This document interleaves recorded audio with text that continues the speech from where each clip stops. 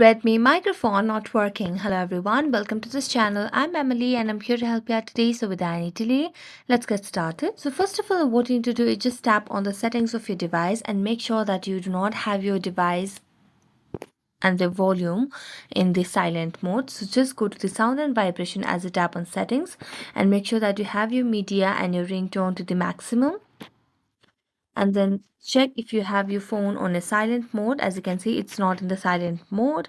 Then what you need to do is tap on do not disturb mode. So just check if your phone is in DND mode. So as you can see, it is in DND mode, due to which you'll not be able to get any sort of audio or you cannot receive any sort of notification. So you can just toggle off this option over here. Next, what you can do is just make a long press on the power button and then tap on reboot and restart the device, and this might solve the issue as well. So thank you so much for watching this video and see you next time.